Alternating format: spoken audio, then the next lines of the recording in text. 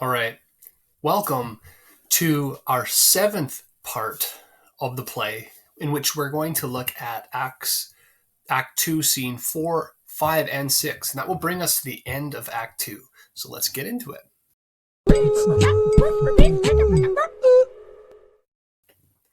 So obviously, go ahead, make sure you've read the script, you've listened along, and even that you've watched some of the video clips I've shared for these scenes. And now I'm going to kind of summarize some of the points you should have drawn from the story so far. So let's go ahead. So scene 4, we see a challenge and a message. So what was the challenge? In scene 4, the challenge came from Tybalt, Juliet's cousin, pardon me, who wanted to fight Romeo. We see that in a letter, which I'll show you that line in a bit. Now, why would Tybalt want to fight Romeo? Well, we can discuss that a little bit later, but why do you think Tybalt is angry with Romeo? Why do you think? Do you remember back from earlier scenes why Tybalt might have a grudge against Romeo? And no, it's not just generically because there's a feud between them. There's a reason. Now, we see Mercutio and Benvolio. This is the next day after the party. And we recall that they were kind of deserted by Romeo. He ditches them, and they can't find him, and they haven't seen him since. So suddenly, this is the first time they've seen him. And they see him, Romeo, who is just on his way back from the friar's chambers, from the monastery. And they joke and tease Romeo. We'll talk a little bit about their interaction there. But he's a different guy. Romeo's a different guy than he was the day before, where he was moping and afraid and worried and whatever about Rosaline and other things, his dreams, etc. So Mercutio and Benvolio are quite happy to see Romeo the way he is. Okay, in this scene, we also see Juliet's nurse showing up on the scene with her servant, Peter, to find Romeo. Now, we might ask, why doesn't Juliet just go and they meet in secret? Well, Juliet's single and far too young to be out in the streets of Verona herself. This is why she sends her nurse to get word from Romeo, who acts as her trustworthy messenger. But also keep in mind the nurse herself has a male escort, Peter, to protect her. These are different times. You don't just walk around alone unless you're asking for trouble. So Peter is there, and he even has a sword to defend her if needed. Okay, Mercutio and Benvolio have this scene where they tease the nurse. I'll show you a few lines there, but they do eventually leave to go to lunch, and Romeo is going to join them in a bit. Now, the nurse was a bit upset with the boys' teasing of her, but she does discuss things with Romeo, and she gets Romeo's message, and she has the task now of taking it back to Juliet. So in this scene, we could also go ahead and analyze Mercutio's character. What is learned about Mercutio's character in this scene? Okay, Mercutio. Well, one, he is a friend of Romeo. Two, he talks a lot. He seems to know a lot and yaps a lot about things. Okay, Romeo has a line or something where he says that, Mercutio will tell you more in 2 minutes than he'll listen to you in a month or something like that. So he's a talker, not so much a listener. And he likes to jest and joke and make fun and tease. He kind of talks, with inappropriate jokes and whatnot wording. So if you're picking up on what Mercutio is alluding to, then he's kind of a dirty joker. But we don't have to focus on that garbage. And the last thing is that he likes to wit and pun. So to use wit and pun and to kind of get backs and to use words. And that kind of seems to be his gift. Okay.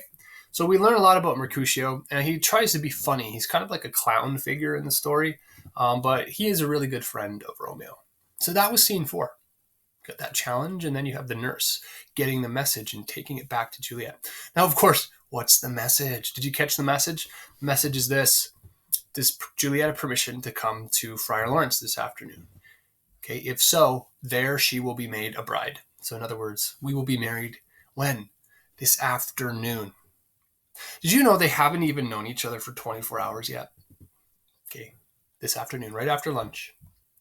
So then we have Act 2, Scene 5. In Scene 5, it is the scene that takes place back while Juliet's waiting for the news. Okay, and she's waiting for the news from a nurse. And the nurse has been gone since 9, and now it's noon. And Juliet's going crazy. She's so impatient to hear what Romeo has arranged. Remember, it was Juliet who said, "Make the arrangements, I'll send a messenger to figure them out in the morning." And that was on the balcony scene the night before. So she still doesn't know if Romeo has actually followed through with this plan to want to marry her. Okay. The nurse finally returns and teases Juliet by withholding that information. I don't know if you caught that, but it's like 2 or 3 or 4 times. She almost gets to the point, but then distracts or refers to something else. It just aggravates Juliet, who wants to know the news right away, but the nurse withholds it from her.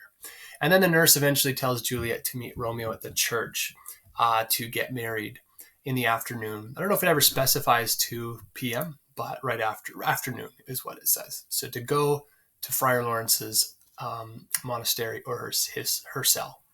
Okay, what do you think was causing Juliet's impatience? And by the way, wasn't Juliet already promised to be wedded to somebody else? And here she's seeking marriage already to another person who she doesn't have permission to marry. Okay, now you could say, why is she so impatient? It's because she's really set on her love for him. She really, really loves him, which might be ridiculous to us because she's barely really knows him.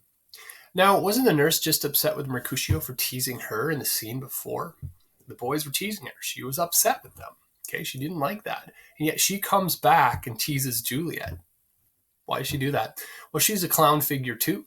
And you could also say, well, maybe she does that because it's not teasing. It's kind of taunting to see how sincere Juliet is to want to know the news. And she can then judge how truly, truly Juliet desires to know the news of what Romeo wants to do. Finally, in scene 6, super, super brief scene, all these ones were, they just kind of show you that the pace is really picking up to get to the point of scene 6, which is the wedding scene. I now pronounce you husband and wife. Romeo waits for Juliet. He's in the friar's chamber, and the friar hopes he was doing the right thing. He's a little bit apprehensive, but Romeo assures the friar that their love is true and that he was doing the right thing by marrying them. Juliet then arrives at the church, and Romeo and Juliet are married off stage. So they are taken to be married. So do we ever see the wedding on stage? No, but they are taken to be married so that we know that when we see them next in the next scenes that they are already married. So the highlight, the pinnacle, or like the combining factor, the marriage itself between these two lovers is never actually depicted on stage, which is really quite interesting. Now we know down here that Romeo and Juliet's love is ill-fated. It means it's cursed. They're going to be ending in tragedy. And what do you think went wrong? Because right now they seem so in love and so happy and everything is working out. They are married by the end of this scene. Okay? Nothing could be better. They're married and things should be happily ever after, right? But what on earth could still go wrong? I wonder. Okay, let me take you over to jump ahead on my top lines from these 3 scenes. All right, Act 2, Scene 4, here we are, and this one takes place on the street when Mercutio and Benvolio are talking. And I want to go right to line number 7 and 8. Okay, Tybalt hath sent a letter to Romeo's father, a challenge. So he sends a letter of challenge. And here we get to, and Benvolio says, Romeo will answer it. He'll answer the challenge. The challenge is a challenge to duel, to fight with swords, to have a sword fight over some issue. And that's how you would resolve an issue back at this time. What was the issue? Why did Tybalt have some beef against Romeo here? Well, what do you think? Yeah, it's because the last time Tybalt saw Romeo was crashing the party and wasn't invited. He comes in and kind of infects the Capulet property by invading that party. Tybalt is bitterly angry at this and sends this letter to challenge Romeo. Okay? Romeo. So there you are. That is one thing that's happening in the background now is this fact that, all is good and well, except there's this guy named Tybalt who has a bit of an issue of anger with Romeo right now. Okay? So the next one we come down is line 45-ish. And as we scroll down, there we are. Romeo comes on the stage. Okay? And the friends accuse him of this. Romeo, you gave us the counterfeit last night. You gave us the slip. Okay? And that means this. His friends are still upset with Romeo for disappearing on them the night before. Okay? But when they do see Romeo, okay, my business was great, and I did strain courtesy, so pardon me. And what did Romeo do? Well, he went and he wooed Juliet a little bit, and they made wedding arrangements, okay, or proposed wedding proposals. And they actually see, so this friends of Romeo see that Romeo's a completely different mood.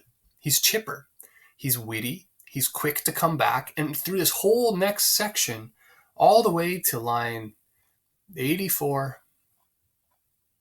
Okay. All the way to when the nurse shows up, Benvolio, Mercutio, and Romeo are exchanging little witty back and forths, insults and puns and stuff. If you didn't get them all, that's fine. But the idea is what's shown is that Romeo is now of a happy, joyful, good old self. He's acting like his old self. Whereas the day before, he was moping about Rosaline and couldn't do any of this. So Mercutio and Benvolio are overjoyed. Romeo seems back to his good old self. He seems to be healed. Now, they don't know why, but he's back to his old self. And they're like, isn't it good? Isn't it good that you're back to your old self? Okay. And the next line we look at is line 89, because the nurse comes in. A sail, a sail. That's interesting because typically Romeo does not say that. Mercutio does. Let's say Mercutio says it. I have to check the script and see who reads it in your version. A sail, as the nurse walks towards them. And then he says, the nurse is embarrassed, so she says, my fan, Peter. So she wants a fan to kind of cover herself and show modesty or whatever. And then Mercutio says, good, Peter, to hide her face, for the fan is the fairer face. Okay, in other words, to cover her ugly face. So Mercutio teases and jokes with the nurse, and they're allowed to do that. The nurse is the clown figure, and Mercutio's the jokester figure. She's his victim here, in a sense, because a sail. He calls her a sail, a ship sail, because your clothes are so big. In other words, she is huge. She's fat and blowing in the wind as she's walking up. She looks like a ship. Okay, and secondly, good, give her the fan quickly so she can hide her ugly face, because the fan looks better. So it's a chirp against the appearance of the nurse. I don't mind. These are fictional characters. It's a pretty good insult. So there you are. I like that line because it's from Mercutio. Shows us about his kind of insensitive humor and how he teases people. And we go down to line 101 or so. Okay. Maybe a little bit more. Oh, here it is. Okay. We find out that it's noon. Okay. 99. And it was supposed to be 9 when Juliet sent the lady nurse out. Okay. And then we have the actual words of the promise to have the wedding plans. Let's get down to those. Okay. There it is. So line 155. Bid her devise a means to come to Shrift this afternoon, and there at Friar Lawrence's cell she shall be shrived and married. Okay. So he says, here's the plan. Let her go to Shrift. In other words, let her make excuse to make an arrangement to go to confession. Confession was individual ritual that you carried out with the priest alone and in confidence and confidentiality, because this is where you were confessing your sins. And so she got permission to go to confession, but what she was really doing was going to confession and being married that afternoon. So that was kind of the plan. Okay, I'll throw another one in here just because if I could find it quickly here. Later on, Romeo has made this arrangement to give the nurse a rope ladder, or have his servant give the nurse a rope ladder so that he can climb up the balcony that night to be with Juliet on their wedding night. Of course, it would be their wedding night coming that night. Now, that makes me suspect that balcony ordinarily would be too high for Romeo to climb. And so that first balcony scene that we see here, he probably never actually climbs up there. So the first time he climbs up there will be potentially tonight, but only by using a rope ladder, which Juliet will throw down. So that's just another side point. Okay, let's look at the next scene. So I don't have much to say for this scene. I think it is pretty obvious and self-explanatory. This first part, Juliet is showing her real aggravation and impatience and wanting to know the news. And then the nurse comes in and kind of withholds all of that information a couple times, as I said, until she finally reveals it. So the one line I do have is around line 32 or so. Okay. I like this line here is that the nurse comes, and she says, I just wait. I can't tell you if he said yes or no to be married to you and made plans. I am out of breath. And so let me catch my breath, the nurse basically says. She speaks a whole sentence. And Juliet flusters. She says, how are you out of breath when you have breath to tell me that you're out of breath? Right? So it takes her it takes the nurse more breath to give her excuse than it would be to give the answer. So kind of some funny line there that Juliet says. Okay, that's it for this one.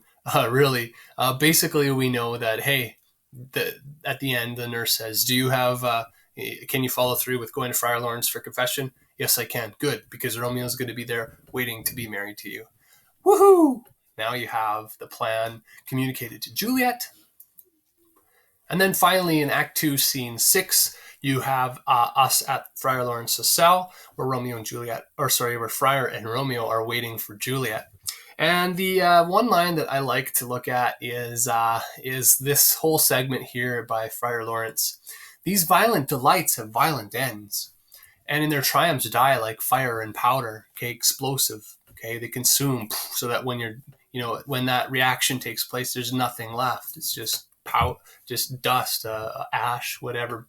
So this violent delights, these passions that you're expressing, have violent ends, and that's a foreshadowing, because we know that the end is going to be tragic and potentially violent. So Friar Lawrence is unknowingly predicting the end. He's saying your passionate love, your violent passion will have violent ends, so be careful. And yet he's aiding in that violent passion by marrying them so quickly. I like this line too, where Friar says, the sweetest honey is loathsome. Okay, even the best honey, you can be repelled from or repulsed from the taste if you eat it too much. Okay, in its own deliciousness. So yeah, one dose of honey is tasty, but if you were to eat it, for a full 10 hours, eventually it would just start getting gross. Even the most precious, beautiful, sweetest thing, you can only take in moderation. And that's what he's talking about here. Love moderately. So be careful in your love. You can't just pour forth it all and all of it, and just have it so violently passionate. You have to be moderate in your love. And he says this, love moderately. Long love doth so. Your love will last long if you love moderately. Okay. It will be savored. Okay. It will be savored and you take time. I like that. At the end, he says, too swift arrives as tardy is too slow. If you are, in other words, if you're supposed to arrive where you're supposed to be, in other words, if you are meant to marry Juliet, then if you rushed into it to get there, you would still get there even if you didn't rush into it. If you took your time and were careful. Therefore, it's better to what? Rush into it or to take your time? Well, it's better to take your time. If you're going to end up married to Juliet anyways, let's take our time with it, he says. Let's be moderate. Let's not be all in right now. Now, unfortunately, the irony again is, Friar Lawrence is giving advice to take things slowly, and yet he's aiding in things happening fast. So there's some irony there. At the very end, then, come, we will make short work. In other words, we'll marry you quickly, and then they exit. So they don't even get married on the stage. Okay, he tells them, you two shall not stay alone till the Holy Church incorporate two in one. That's the terminology of marriage, is when two people become one, united. Okay, they become one another's spouse, fully faithful and true to the other. And that's the idea of marriage in the church, is that it's a holy thing where two people come together to devote their lives to one another, and then, of course, to be open to life and to be parents someday of little children. And they're not allowed to be alone until they are married, for fear that they will, let's just, for lack of a better word, start making children too early. Okay, that's how passionate they are. So stay tuned for the next part of the play. I wonder where it goes from now, because from here on in, our two lovers are married. That's it.